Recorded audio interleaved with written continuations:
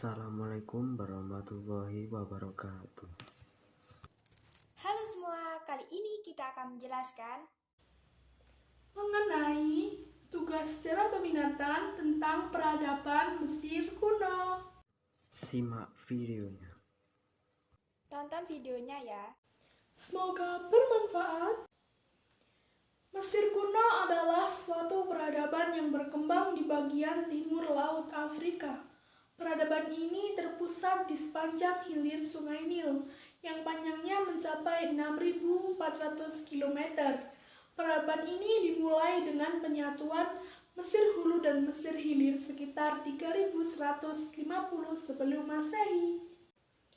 Kondisi ekonomi Mesir kuno. Lembah Sungai Nil yang subur mendorong masyarakatnya untuk bertani. Air Sungai Nil dimanfaatkan untuk irigasi dengan membangun saluran air, terusan, dan waduk. Air sungai dialirkan ke ladang-ladang milik penduduk dengan didistribusi yang merata. Hasil pertanian Mesir kuno adalah gandum, jelai, dan sekoi.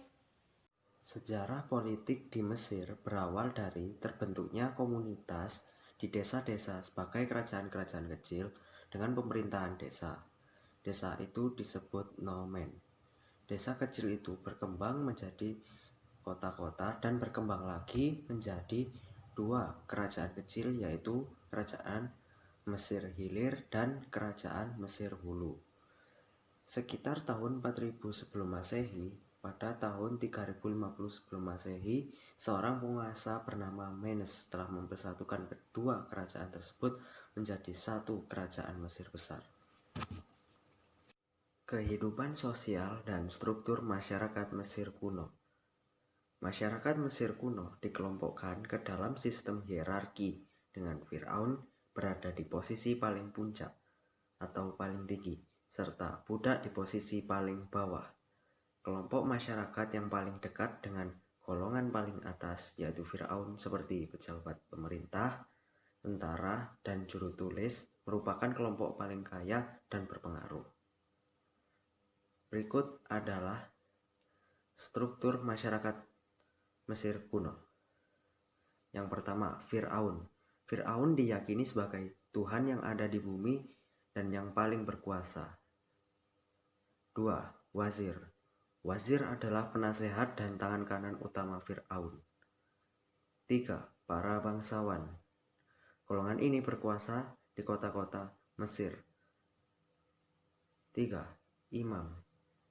Imam bertugas untuk membuat para dewa senang. Juru tulis. Juru tulis bertugas mendokumentasikan peristiwa-peristiwa penting melalui catatan tertulis. Tentara. Tentara bertanggung jawab mempertahankan kerajaan dari serangan musuh. Tukang. Tukang adalah tenaga-tenaga kerja terampil seperti pembuat tembikar, penyamak kulit, pematung, pengukir, pelukis, pemintal, pembuat manik-manik, dan perhiasan. Budak. Budak di Mesir kuno umumnya adalah tawanan perang. Para budak ini banyak ditemukan dalam istana Firaun dan di rumah-rumah para bangsawan. Sistem kepercayaan dan religi merupakan kepercayaan terhadap kekuatan gaib dan adanya kehidupan dan adanya kematian, merupakan kepercayaan yang tangguh secara turun-temurun.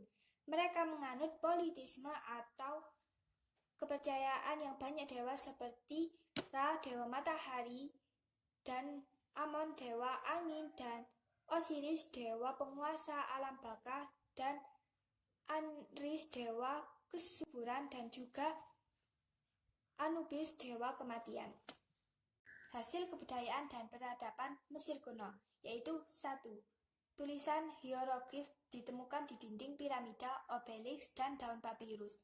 Huruf hieroglif terdiri dari gambar dan juga simbol-simbol seperti manusia, hewan, dan benda-benda. Yang kedua adalah ilmu pengetahuan dan teknologi. Bangsa Mesir mewariskan banyak sekali pengetahuan seperti astronomi, sistem kalender, dan matematika, dan juga teknik pembangunan bangunan monumental seperti piramida, obelisk, dan sphinx, dan kuil-kuil untuk tempat pemuja dewa dan juga pengobatan.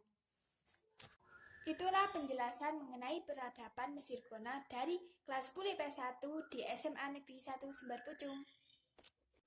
Terima kasih, sekian dari kami. Wassalamualaikum warahmatullahi wabarakatuh.